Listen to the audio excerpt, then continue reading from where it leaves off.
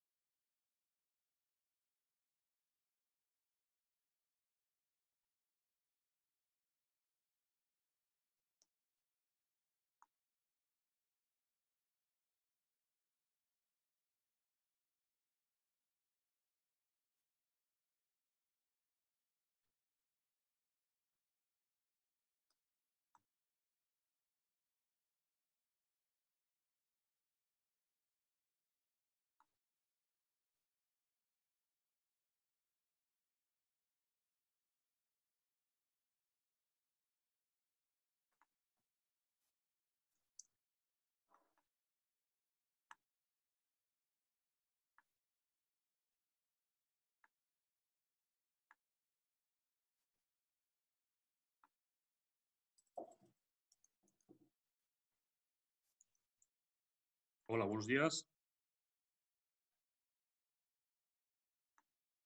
Buenos días, ¿me escucháis? Yo sí. ¿Qué tal, Gabriela? Buenos días. Buen día. No sé si nos escuchan el resto de participantes. Creo que Es alguno está imposible, contestando que sí. es imposible saberlo, ¿no? Sara Begueira, Cristina Agudo, están contestando que sí. Fenomenal. Muy bien. Bueno, pues si te parece, hago unos segundos de presentación y arrancamos acto seguido. ¿De acuerdo? Muy bien. Bueno, pues nada, buenos días a todos. Es para mí un auténtico placer el dar la bienvenida a Gabriela Salinas, que es Global Managing Director del Brand Institute, Brand and France Institute, y para mí una grandísima profesional, una gran profesora. Ella fue profesora del máster de reputación corporativa al que yo asistí el año pasado y una gran comunicadora. Creo que el tema que ha elegido Gabriela o que hemos elegido de forma conjunta es un tema tremendamente importante y de preocupación y de actualidad, ¿no? Que es cómo gestionar, cómo apalancar, cómo proteger el valor de la marca en un momento tan crítico para todas las empresas y para todas las marcas como el momento que estamos viviendo en la actualidad y los momentos que vendrán en los próximos meses, ¿no? Gabriela tiene una larga trayectoria ya, a pesar de su juventud, en temas de valoración de marcas, de finanzas en torno a la marca. Y ella, me consta, ha estudiado bueno, pues las últimas crisis que ha sufrido, digamos, los distintos países de nuestro entorno para bueno, tratar de ganar un poco de certidumbre sobre qué puede pasar con el valor de marca en estos momentos del COVID y del post-COVID. Y estoy convencido que nos va a arrojar algunas de las claves de lo que puede pasar a partir del momento en el que empiecen a abrir las industrias, los comercios y, en definitiva, que volvamos a una normalidad que no sabemos si va a ser la antigua normalidad o una nueva normalidad. Hay mucha expectación, Gabriela, no quiero presionarte, pero hay mucha expectación con esta presentación y, bueno, animaros a todos a que después de la presentación, que entiendo que serán unos 40 minutos, ¿no, Gabriela? Sí, sí, son 40 En torno a minutos. 40 minutos, luego podamos plantearte todas las dudas, las cuestiones y que esto al final sirva como para que sea un foro de debate sobre algo que nos concierne a todos, como es el valor de la marca. Pues nada, muchas gracias a todos y, Gabriela, Vale. eh, Muy bien. alto. Muchas gracias, José Antonio, primero y al equipo de Andema por la invitación y también por bueno, permitirme compartir parte de la investigación que hacemos con el Brand Finance Institute en torno a estos temas y que ponen en valor digamos, todos los productos y servicios de Brand Finance. Entonces, como para empezar, desde que se desatara la crisis sanitaria y ahora social y económica provocada por la pandemia, hay dos preguntas que suelen hacernos los clientes, que es qué debemos y qué no debemos hacer ahora, y qué va a pasar cuando pase todo esto, ¿no? Entonces, para tratar de contestar a esas preguntas, que son más fáciles de hacer que responder, vamos a repasar distintos aspectos de esta crisis. Primero, cómo está impactando la crisis sanitaria, el confinamiento a las marcas, cómo las marcas están reaccionando a esta situación. Em, por otra parte, el impacto, ¿no? Que está causando el confinamiento de las marcas en tres grupos, las que han crecido, las que han cambiado y las que han visto su actividad congelada como resultado de la pandemia, y qué estrategias de inversión y protección de marca están aplicando. Y por otra parte, qué podemos aprender de crisis pasadas y qué es diferente en esta ocasión, porque es verdad que es una crisis mucho más sistemática que otras crisis. Entonces, en relación a la primera pregunta, ¿qué está pasando y qué va a pasar cuando pase todo esto? Hay muchos artículos, imagino que ustedes también habrán visto estos artículos y los habrán leído en prensa, que vienen a decirnos que el mundo va a ser radicalmente diferente una vez que salgamos del confinamiento, que las ciudades van a ser sumamente diferentes, que la forma de hacer marketing va a ser radicalmente diferente y también la forma en la que vamos a trabajar. Pero lo cierto, y hay un físico danés que a mí me encanta, que solía decir, predecir es difícil, especialmente si se trata del futuro. Nadie sabe lo que va a pasar, pero podemos saber, y esto lo está aplicando, de hecho ayer leí un artículo y veía que Coca-Cola está planificando lo que va a hacer con la marca en estos tres horizontes temporales. Podemos divisar que va a haber necesariamente tres horizontes temporales en relación a la crisis. Primero la pandemia, el confinamiento, lo que estamos viviendo ahora, lo que se llama en España desescalada, ¿no? Sin cierta controversia, y la recesión en el medio plazo. Esto puede llegar a durar 18 meses, incluso con algún brote nuevo, con algún confinamiento nuevo, y luego la pospandemia o la normalidad, vieja o nueva normalidad, dependiendo del grupo, ¿no? En el que estemos. En la primera etapa, lo que hemos vivido es, desde luego, em, conductas muy peculiares de parte de los consumidores. En una primera instancia hubo desabastecimiento, y me da risa cuando leo en la prensa las distintas etapas, ¿no? de la conducta del consumidor en relación al confinamiento. En una primera etapa hubo una especie de fiebre por el papel higiénico. La prensa estaba reportando en una segunda etapa también fiebre por la levadura y la harina, y estamos ahora en la etapa en que hay una fiebre por la tintura, aparentemente, ¿no? Pero hay compras de pánico, desabastecimiento, muchas más compras online, el entretenimiento se consume online, toda nuestra vida online, y también se trabaja desde casa, ¿no? El otro día vi este meme que me causó cierta gracia y refleja la realidad de muchas mamás que estamos confinadas y trabajando, ¿no? La mamá estaba en una reunión y decía, bueno, cualquier pregunta, cualquier respuesta a las preguntas que me podéis hacer está aquí, ¿no?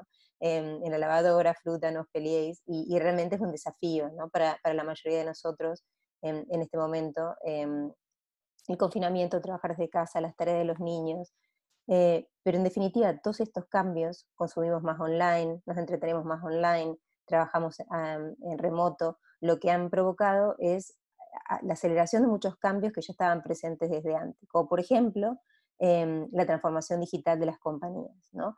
Entonces, una vez pasada esta etapa, va a haber una segunda etapa de desescalada y recesión, donde básicamente va a haber retracción del gasto todavía y también de la economía a nivel global. Hay muchos artículos que se han publicado en estos últimos días sobre la mala suerte que han tenido muchos millennials, ¿no? Comenzaron su carrera laboral con una crisis y ahora se enfrentan a otra crisis incluso mucho más grave que la anterior, ¿no? Em, y por último, la pospandemia, ¿no? O la vieja o la nueva normalidad. En este sentido hay dos tipos de filósofos o historiadores que especulan sobre cómo va a ser la nueva normalidad o la vieja normalidad. En primer grupo, en el cual se encuentra Harari, que es el autor de Homo Deus, Homo Sapiens, dice que va a haber grandes cambios y que podemos levantarnos, despertarnos en un mundo completamente diferente. Pero en realidad él se refiere a cambios en el sistema de gobierno, quizá experimentemos menos libertad en el futuro, o a nivel tecnológico o económico, se va a acelerar la adopción de la inteligencia artificial, la robotización, pero viene a decirnos que estos cambios se van a acelerar. Pero después hay un segundo grupo, sobre todo de filósofos latinoamericanos, como ustedes, si alguno está familiarizado con Latinoamérica, yo en particular soy de Argentina, en Latinoamérica hemos hecho másters enteros en crisis, vivimos, crecemos, morimos en crisis, y Estos filósofos muy acostumbrados a distintas crisis económicas muy profundas, nos dicen que nada va a cambiar. Es como cuando uno se enferma y promete que va a cambiar, va a dejar de fumar, va a comer más sano, pero luego, cuando sana, vuelve a la vieja normal y a los malos hábitos, ¿no? Dicen, la naturaleza humana no va a cambiar. Si no cambió con la peste negra, si no cambió con las guerras mundiales, no va a cambiar ahora. Pero lo cierto es que si nos fijamos el 13 de abril, un día después de que se levantó el confinamiento en China, ¿qué estaba sucediendo? Em, una tienda Hermé en el primer día vendió 2.700 millones, ¿sí? Con lo cual uno puede entrever que es posible que muchos hábitos no cambien o vuelvan elásticamente a ser como los anteriores. No estoy hablando en los primeros 18 meses quizá una vez levantado el confinamiento, pero muy probablemente sí a partir de los 2 o 3 años. Entonces, si vemos estas etapas, cómo está reaccionando el mercado y cómo están reaccionando las marcas, en una primera etapa los clientes están comprando mucho más online, hay desabastecimiento, hay también muchas empresas oportunistas y la reacción de la empresa, de las marcas es recortar presupuestos, apagar la comunicación comercial y otros proyectos de marcas, entre los cuales también está la protección. Esto genera muchos riesgos de comunicación y la necesidad de vigilar online qué es lo que está sucediendo, ¿no? En términos de falsificaciones. En la desescalada también va a seguir la crisis económica, va a haber mucha búsqueda de chollos por parte de los consumidores, probablemente siga creciendo el mercado secundario con el riesgo aparejado de falsificaciones. En esta etapa las marcas es probable que intenten mantener la conexión, reiniciar la inversión en marca, pero también, y esto desde el punto de vista puramente comercial, es probable que mucha de la comunicación se dirija pura y exclusivamente a lo que un experto inglés que se llama Mark Ritson le dice false news, y en inglés también le dicen gaslighting, comunicación muy positiva orientada a que recuperemos el ánimo para consumir y que va a aparecer con este tipo de comunicación y con ese tono que nunca pasó lo que ha pasado, ¿no? Y en la pospandemia, que se va a dar probablemente un gasto revancha como el que veíamos de Hermé, iba a haber una vuelta a la inversión publicitaria, pero lo que vimos en la crisis pasada es que la vuelta a la normalidad en términos de presupuestos de inversión publicitaria se da en 3 o 4 años una vez superada la crisis, ¿no? Y va a haber muchísima más inversión online. Em, Esto en cuanto a las reacciones, ¿no? Y en las distintas etapas. Pero ¿qué aprendimos de crisis pasadas, ¿no? A mí siempre me gusta revisar, aunque esta crisis es completamente diferente, y vamos a ver esas diferencias, qué es lo que podemos aprender de crisis pasadas para ver qué lecciones podemos aplicar, ¿no? Churchill decía que cuanto más atrás puedas mirar, también vas a ser capaz de advertir lo que va a pasar, ¿no? Más adelante.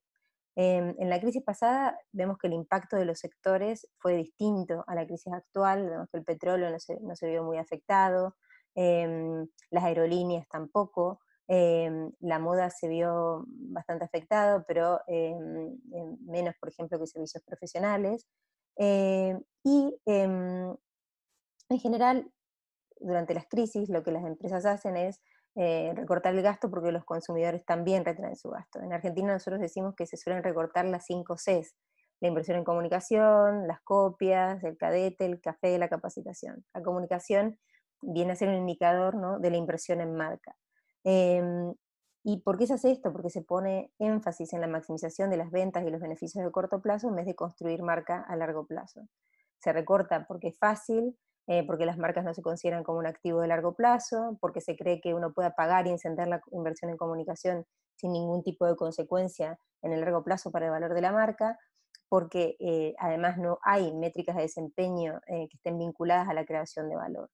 Y esta crisis no es la excepción. Según el International Advertising Bureau, un cuarto de las marcas dejó de invertir en los primeros meses del 2020 por temas de recortes presupuestarios, por miedo a parecer oportunista o por miedo a ofender, ¿no? Pero toda la evidencia académica que nosotros vemos de crisis pasadas viene a explicarnos que si uno mantiene o incrementa la inversión publicitaria durante una recesión, va a incrementar la cuota de mercado durante la recesión y la rentabilidad en el largo plazo. básicamente porque hay una relación entre lo que se llama en marketing share of voice, tu cuota de inversión publicitaria en un canal, y la cuota de mercado. Si mantienes o incrementas esa cuota de inversión en distintos canales, eso va a repercutir positivamente en tu cuota de mercado. Y además en este momento invertir en publicidad y los costos publicitarios son bajos, con lo cual tiene sentido. Hay empresas, así como ahora estamos viendo que Coca-Cola ha recortado y ha parado todas sus campañas publicitarias, hay otras empresas que tienen como filosofía siempre invertir durante las crisis. Una de ellas es Procter & Gamble, y su ex CEO decía, tenemos una filosofía y una estrategia. Cuando los tiempos son duros, nosotros salimos a robar share, ¿no? Y a construir cuota de mercado. Entonces, ¿qué podemos aprender de crisis pasadas? Si invertimos en comunicación, ¿no? La reducción si mantenemos o incrementamos la inversión en comunicación, ¿no?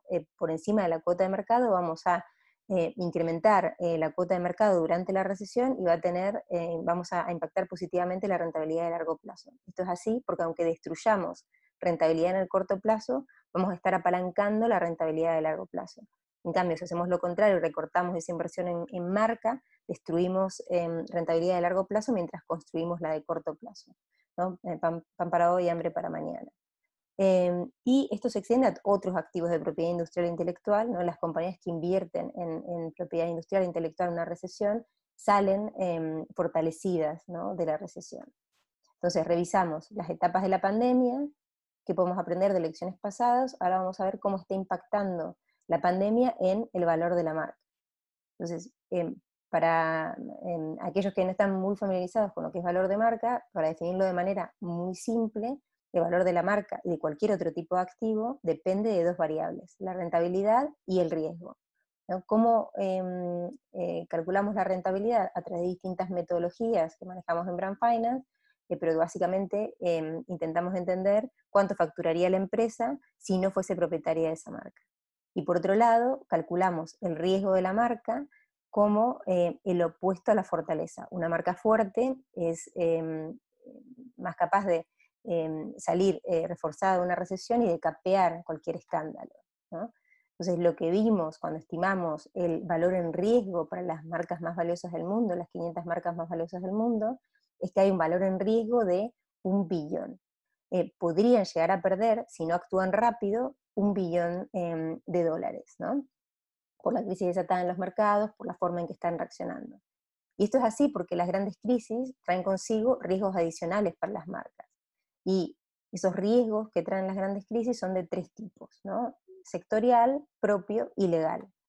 El riesgo sectorial tiene que ver con un riesgo que está vinculado al sector donde operas y que en este caso es muy obvio que en la pandemia que ha afectado a ciertos sectores que se ven imposibilitados de seguir operando, como las aerolíneas, la moda, el turismo. Hay otros sectores que se han visto impactados moderadamente, ¿no? Como puede ser los servicios profesionales o la logística, y otros sectores que han tenido un impacto limitado y que han seguido operando de manera más o menos normal, como las farmacéuticas o las empresas de alimentación. Pero dentro de todos estos sectores nosotros vemos que distintas empresas se han visto afectadas de manera diferente, porque reaccionan de manera diferente a las mismas limitaciones, dada la cultura, la flexibilidad, la propensión a la innovación que tienen. Y dentro de todos estos sectores hay 3 grandes grupos de marcas en base a esta cultura, esta flexibilidad, esta innovación, esta forma de reaccionar ante estos riesgos comunes, que es lo que nosotros llamamos riesgo propio. Entonces, algunas han crecido o tienen un modelo de continuidad y están bien posicionadas para satisfacer nuestro nuevo estilo de vida y nuestras demandas.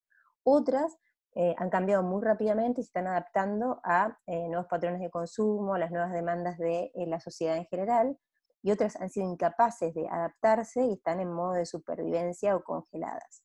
Entre las que se han visto favorecidas, algunos casos, y ahora este webinar lo estamos haciendo a través de Zoom, por ejemplo la plataforma de Zoom, o Vodafone o Amazon, todas las empresas de telecomunicaciones, de retail online, de tecnología.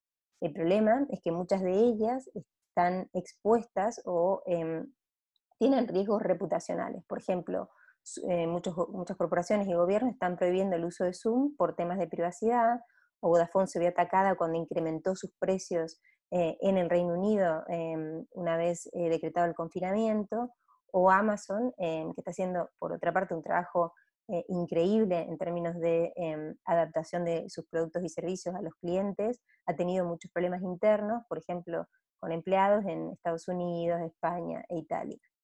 Y esto impacta en el valor de las marcas, ¿no? Por ejemplo, Zoom entre enero y marzo de este año ha incrementado su market cap, su capitalización de mercado en 110%, y a partir de que se conocieron sus problemas de privacidad, esta capitalización de mercado decrece un 30%.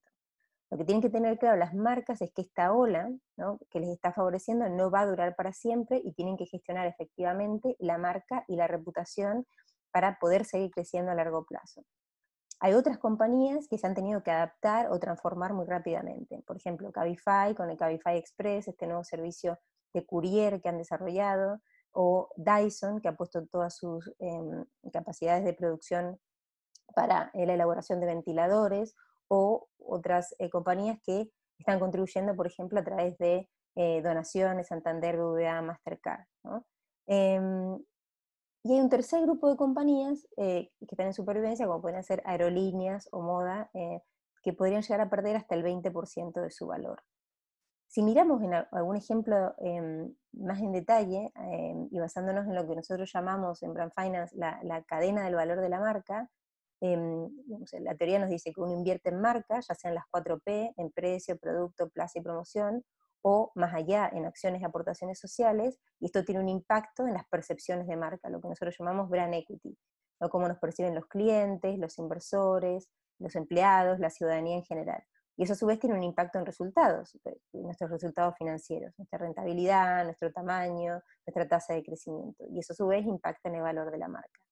Si pensamos en esta cadena, y pensamos por ejemplo en el caso de Amazon, sabemos que Amazon no solamente ha donado, sino que incluso ha modificado sus productos para, en un momento como el actual, con tanta demanda, hacer que compremos menos, adaptar los horarios, y sin embargo ha tenido muchos problemas, como comentábamos antes, con los empleados. A pesar de haber invertido en esas 4P, lo cual repercute positivamente en clientes y en inversores, tiene un problema, ¿no?, con el grupo de interés de los empleados, y si bien el valor de Amazon se ha incrementado en estos meses entre un 2 y un 5% según nuestras estimaciones, podría haberse incrementado mucho más, ¿no?, si hubiese gestionado la relación con este grupo y la comunicación con este grupo de otra forma.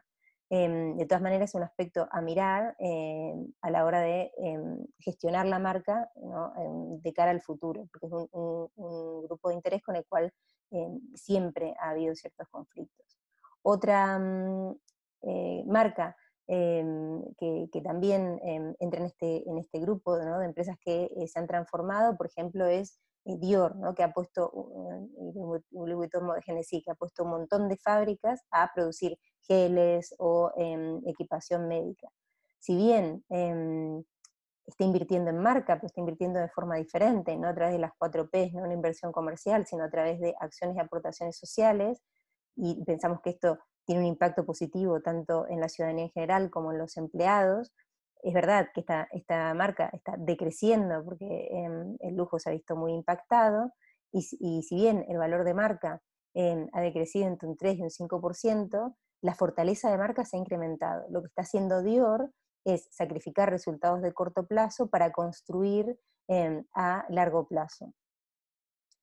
Y por último, también además del riesgo sectorial, ¿no?, y el riesgo propio, cómo reacciona la marca dentro de su sector, hay un riesgo en particular que es el riesgo legal que se incrementa en una situación como la que estamos viviendo.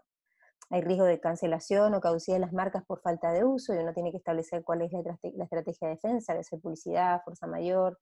Hay un incremento del riesgo de falsificaciones por el mercado secundario, ¿no?, muchas compras online, hay desabastecimiento, hay proliferación de muchos oportunistas, ¿no?, y hay también muchas estafas y actividades maliciosas online, ¿no?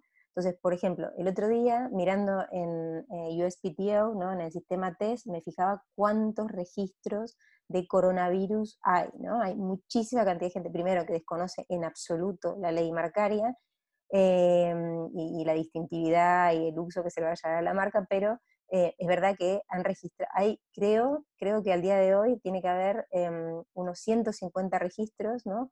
En total de marcas vinculadas al tema de la pandemia, el COVID, coronavirus, cuarentena. Pero además me gusta que la gente es bastante optimista, porque muchos de esos registros decían sobreviví al COVID-19, sobreviví al coronavirus, o sea que hay cierto optimismo en esos registros, más allá de que la mayoría de estos registros se van a rechazar, si no todos, ¿no?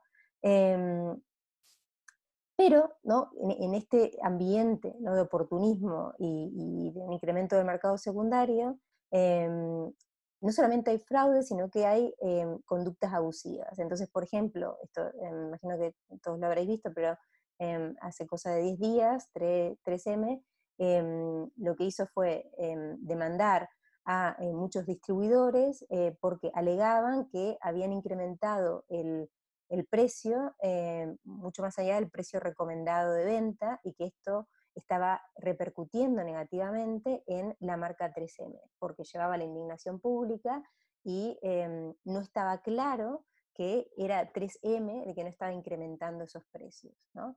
Entonces, básicamente lo que está haciendo 3M, y por lo cual me parece un caso tan interesante, es porque está utilizando esta demanda legal, ¿no? No solamente como un medio disuasorio, ¿no? Una especie de cease and desist, sino como forma de comunicación y protección de la reputación. El mensaje que finalmente, y además de estos riesgos legales, no todos, estos riesgos no son todos los que vivimos en una crisis como esta, porque yo creo que en esta crisis se añade un cuarto riesgo, que es el país de origen, ¿no? Entonces, cuando hay una crisis sistémica, muchas veces como una guerra, o en este caso como la pandemia, que implica muchas acciones de diplomacia pública, conflictos, lo que sucede es que hay efectos negativos sobre las marcas nacionales de un país. Entonces, por ejemplo, después de la guerra de Irak, se desarrollaron productos locales, Maslimap, Meca-Cola, para hacer un boicot a Coca-Cola. O sea, el rol que tuvo Estados Unidos en esta guerra hizo que en muchos países árabes se boicoteara esa marca nacional. Lo mismo podemos ver hoy en día. Por ejemplo, hubo anuncios de algunos países que estaban revisando los contratos 5G con Huawei, o las palabras que tuvo Trump y la orden que le dio Trump a General Motors para que hiciera ventiladores. Todas estas acciones de diplomacia pública van a afectar el valor de las marcas, ¿no? Definitivamente. Entonces, ¿cómo la pandemia está afectando el valor de las marcas? A través de una doble vía, a través del impacto en las percepciones de relevancia, flexibilidad, impacto social de una marca, pero también por la asociación con el país de origen, ¿no? Y ese impacto será mayor cuanto más fuerte sea la asociación con ese país. Entonces, ¿qué debemos hacer ahora para mitigar estos riesgos y apalancar nuestro valor de marca a largo plazo? Hay 5 grandes estrategias que se discuten en gestión de riesgo a la hora de hablar de cómo podemos reaccionar ante los riesgos. Una es evitar, por ejemplo, en el caso de las marcas, el riesgo de ser juzgado, evitando invertir. Mejorar con acciones concretas, por ejemplo, y generando un impacto positivo para la empresa y sus grupos de interés. Ajustar tu estrategia de marketing mix o distintas acciones para reducir el impacto de esta crisis e incrementar las ganancias una vez superada la crisis, retener o asumir la pérdida cuando puedas absorberla y compensarla, o compartir con otros actores del mercado redistribuyendo el peso de la crisis, ¿no? Entonces vamos a ver cada una de estas estrategias. Evitar tiene que ver con evitar invertir en marca para no ofender, para no parecer poco empático. Pero la pregunta en realidad no es si invertir o no, sino cómo invertir. O sea, cuál tiene que ser el tipo de comunicación, qué comunicar, entender la inversión en marca de manera muy amplia, ¿no? Y no solamente como inversión publicitaria, y cuál debe ser el tono de esos mensajes, ¿no? Entonces, En el qué, ¿no? Y cómo comunicar, tenemos que, por ejemplo, prestar especial atención a reclamos publicitarios engañosos, ¿no? O sea, hay que revisar lo que se está comunicando, educar a los departamentos de marketing, y desde el departamento legal hay que ser muy proactivo, ¿no? En Estados Unidos ha habido ya muchísimas casos de publicidad engañosa, y muchos reclamos por publicidad engañosa, ¿no? En España ha habido algunos, y sobre todo me ha llamado la atención como alguna empresa bastante reputada ha tenido comentarios muy negativos, por ejemplo, de parte de distintos médicos que también son muy reputados, por los reclamos que hacían sobre algunos nuevos productos que han desarrollado para la crisis, ¿no? Donde los médicos decían abierta y llanamente que esa empresa no tenía vergüenza por la extensión del reclamo, ¿no? Que ciertos productos podían prevenir y curar el virus, ¿no? En eso también hay que tener mucho cuidado, incluso cuando se concede una entrevista a la prensa, ¿no? Porque esto puede destruir marca a largo plazo, ¿no? También tener en cuenta que no solamente tenemos que cuidar estos reclamos, ¿no? Como estrategia preventiva, sino también cómo podemos utilizar y aprender de 3M, por ejemplo, los litigios, y los litigios bastante agresivos, como forma de apalancamiento de la reputación. Que además este movimiento tiene muchísimo más que ver con lo estratégico, ¿no? Y porque todo lo que obtengan, ¿no?, de estas demandas se va a donar a ONGs que estén vinculadas al coronavirus, pero simplemente el mensaje que se quiere transmitir, sobre todo a través de la cobertura que se tiene en prensa, es: nosotros no tenemos nada que ver con ese incremento abusivo de precios, ¿no?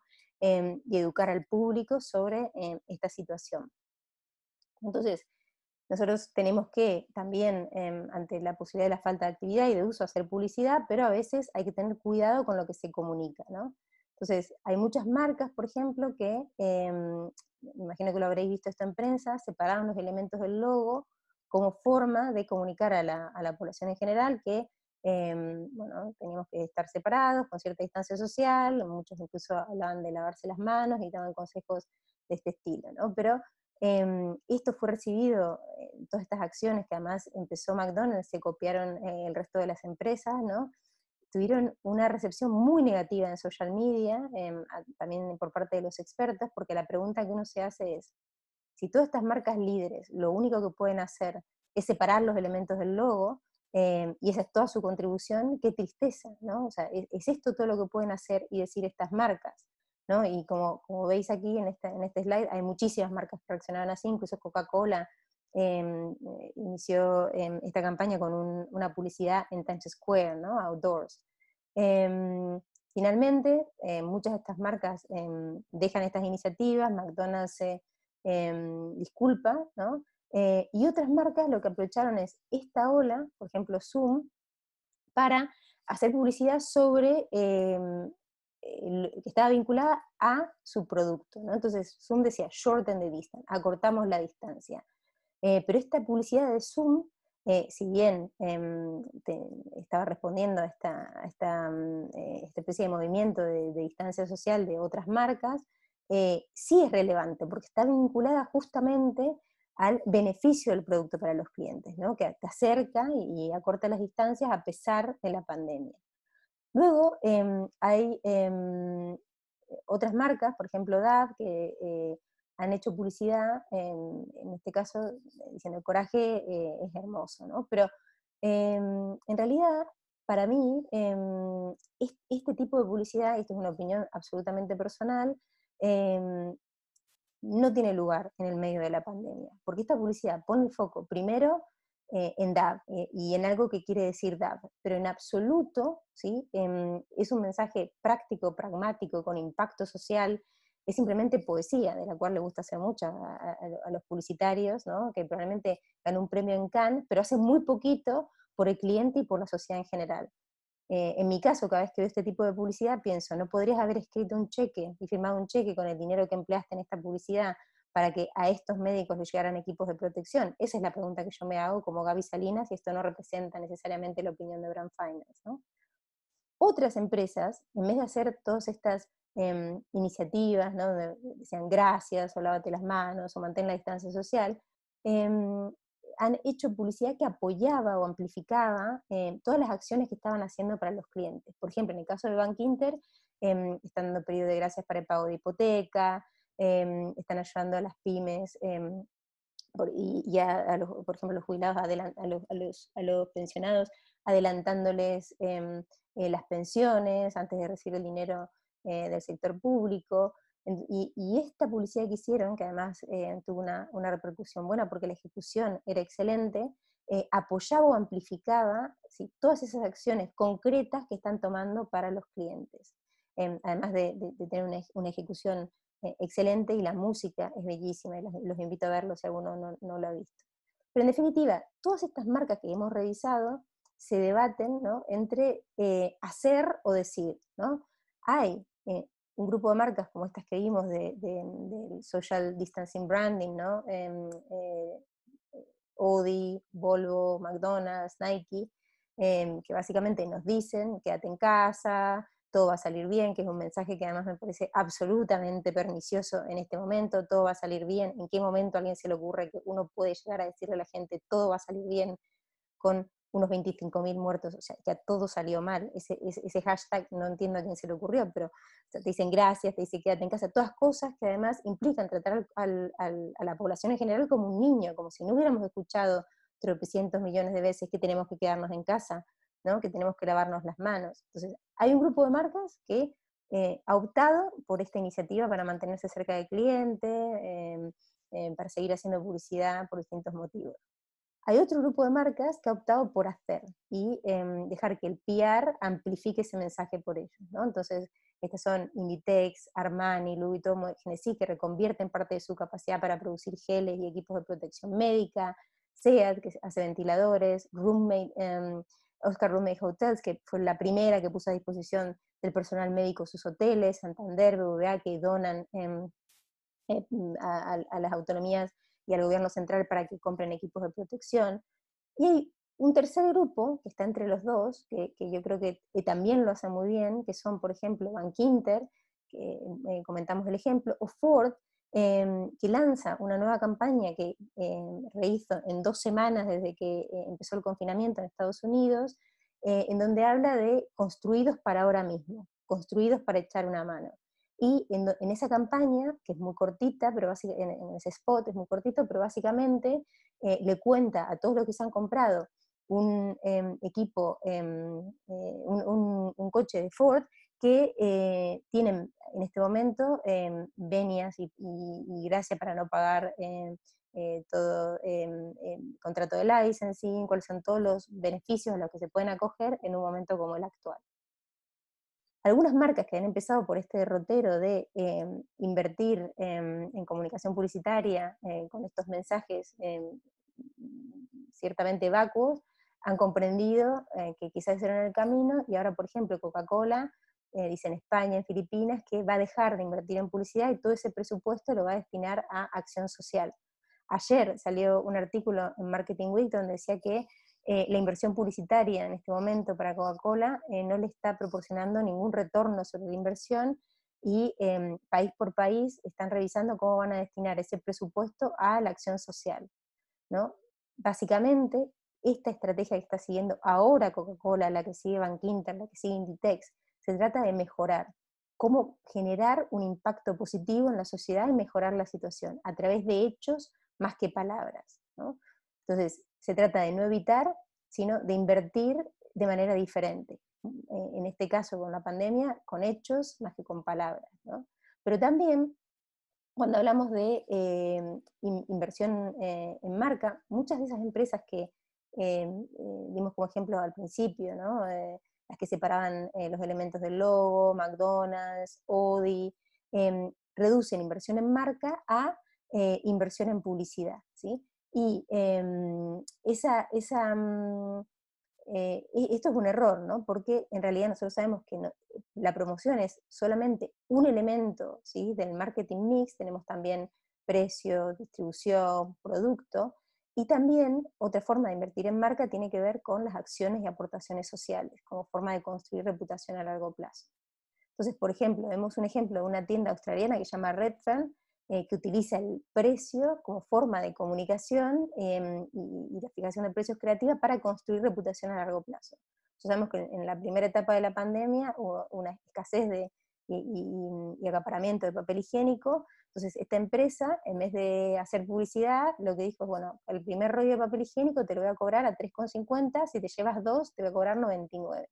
Es una maravillosa forma de crear valor para la marca, porque hay un margen extraordinario, ¿no?, en esta acción, pero a su vez de utilizar la fijación de precios como herramienta de comunicación, comunicando que estas empresas, que esta empresa no valora, los valores de esta empresa están absolutamente, son absolutamente opuestos a la conducta de los acaparadores.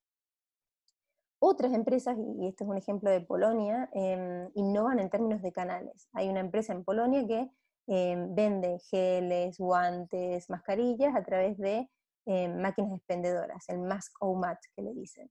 Me pareció un maravilloso ejemplo de cómo uno puede encontrar diferentes canales, ¿no?, que además está todo perfectamente cada uno de sus paquetes individuales para que la gente lo compre en cualquier momento. ¿Y por qué sucede esto? Todas estas innovaciones en términos de precios, de canales, porque las crisis son generalmente oportunidades para una transformación profunda. Platón decía que la necesidad es la madre de la invención, y Advertising Age nos decía en la crisis pasada que las innovaciones más significativas ocurren en el campo de marketing y de medios en el peor de los momentos, ¿no?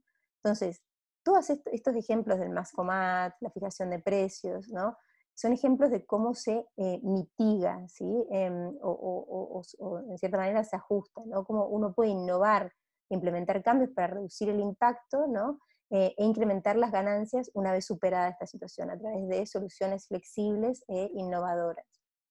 Pero a su vez, las expectativas sobre las marcas están cambiando, ¿no? Y hay muchos estudios que se han publicado durante marzo y abril que vienen a decirnos que el público en general lo primero que le pide a las marcas es protección de sus empleados, ¿no? Entonces, alrededor de un 70% pide que se proteja la salud de los empleados, que se brinde flexibilidad en el trabajo, y según el RepTrak, estas son las medidas más valoradas por el público en general. Hay ejemplos de empresas que han puesto esto en práctica, como Inditex, un ejemplo que me encantó porque es una empresa mediana, ¿no? Las grandes que tienen una espalda financiera muy ancha, que es Chocolates Valor. Sube un 20% el sueldo de su plantilla en pleno estado de alarma. Los que me conocen saben que yo soy una fanática del chocolate, ¿no? Y cuando vi esta acción salí a comprarme 5 chocolates Valor, porque digo, tenemos que premiarlo, uno vota con su compra, ¿no? Y si puede, tiene que tratar de apoyar a estas marcas que yo creo están cumpliendo con su cometido, ¿no?, que es protegernos a todos durante la pandemia, empezando por casa. Entonces yo creo que esta es una estrategia que en gestión de riesgo se llama retener. Uno asume la pérdida cuando la pueda absorber, y esa pérdida se va a compensar en el futuro, porque las actitudes y conductas de los clientes y potenciales clientes van a cambiar necesariamente hacia esas marcas, ¿no? Y cómo estamos viendo que se está implementando esa estrategia, todas esas marcas que ponen la gente por sobre el beneficio. Y por último, también vemos que no solamente la forma de protegernos es a través de la protección de los empleados, sino también que se está extendiendo a un concepto de colaboración que ya existía antes. Hablábamos de los ecosistemas, pero si se quiere mucho más agudo. El otro día salió la noticia de que Medtronic liberó la patente de respiradores para acelerar la producción, ¿no?, frente al coronavirus. Esta colaboración con competidores, pero tiene que ver con la colaboración con el sector público. No llego a producir todas esas, además que hay legislación, ¿no?, sobre este tema, pero Medtronic se adelantó proactivamente. No llego a producir todos los ventiladores que son requeridos en esta situación, pues voy a abrir mis patentes para que mis competidores también puedan hacerlos y poder satisfacer la demanda. Todo esto tiene que ver también con la colaboración público-privada. Esta misión de protección que los distintos públicos de interés le están pidiendo a las marcas, no de ahora, sino que era también una tendencia que se aceleró, porque nosotros veíamos que ya antes de la pandemia el concepto de liderazgo de marca cambiaba, ¿no?, hacia un rol más paternalista y más de protección. También se extiende a la colaboración ahora con el gobierno. 90% del público espera que las marcas colaboren con el gobierno para encontrar una solución para la crisis, y que actúen como esa red de seguridad. Donde no llega el gobierno, por favor, las marcas tienen que actuar, ¿no? Para paliar las falencias del sector público. Em, entonces, estas estrategias tienen que ver con compartir o redistribuir el peso de la carga de la pandemia, ¿no? Y poner lo colectivo por sobre lo individual. Y yo creo que estos son buenos ejemplos de marcas que han entendido que el liderazgo en el siglo XXI pasa por la capacidad de tener un impacto positivo en el mundo y va mucho más allá del mero hecho de la generación de beneficios o el tamaño que una empresa pueda tener. Entonces, si ustedes me preguntan qué recetas os puedo dar y qué elementos tienen que estar siempre presentes en el Crisis Mix, no hay una respuesta universal, pero yo creo que hay algunos criterios que podemos observar, ¿no? A la hora de diseñar nuestra estrategia. Tratar de no evitar la comunicación, no es el cuánto voy a invertir, sino es el cómo lo voy a invertir. Tengo que tratar de mejorar la situación de la sociedad y para eso tengo que pensar en invertir en marca en un sentido amplio, no solamente como inversión publicitaria, tengo que construir reputación y proteger mi reputación, no solamente construir campañas. Cuando sea necesario y cuando sea posible, puedo incluso utilizar los litigios y la defensa legal de la marca como una palanca de construcción de esa reputación. Tengo que ajustar y no solamente utilizar la comunicación y la promoción, sino otras herramientas del marketing mix, como veíamos en los casos de Redfern o de Mascomat, ¿no? Y siempre preguntarme qué puedo hacer por mis clientes y vincular toda mi comunicación a por qué esto es relevante, qué estoy haciendo por mis clientes, qué problema estoy solucionando para ellos. Por otra parte, y para las marcas que puedan hacerlo, retener, asumir pérdidas de corto para construir valor a largo, y siempre empezando por los empleados, y compartir y colaborar, ¿no? Es el momento de arrimar el hombro y de entender el liderazgo como seguridad y colaboración. Entonces, eh, si tuviera que dejarlos con un mensaje, yo creo que la protección de marca, ¿no? Ahora excede el mero aspecto legal para abarcar una protección íntegra reputacional, y donde incluso las estrategias legales durante la crisis, como aprendimos de 3M, pueden ser estrategias de apalancamiento de la reputación. Pero para hacer todo esto y hacerlo bien es necesario medir y medir de manera vinculada a la creación de valor. Y cuando los clientes nos preguntan a nosotros qué debemos hacer ahora, ¿no? Y no hacer ahora, y qué pasará cuando pase todo esto, yo siempre les digo que esa es la pregunta equivocada. Para responderle a esto, necesito saber dónde quieren estar ellos en el 2021. Porque sabiendo esto, sabemos qué tenemos que hacer y qué no tenemos que hacer ahora, y qué podemos sacrificar y qué no podemos sacrificar ahora. Bueno, muchas gracias por vuestra atención. No sé si hay preguntas, José Antonio. Bueno, Gabriela, muchísimas gracias. Creo que se me da un poco a contraluz. Muchísimas gracias por la presentación. La verdad que ha sido como tomarse una oncita de chocolate, ese valor que has mostrado. Bueno, la verdad que yo creo que ha sido una presentación tremendamente inspiradora, ¿no? Y yo creo que deja muchas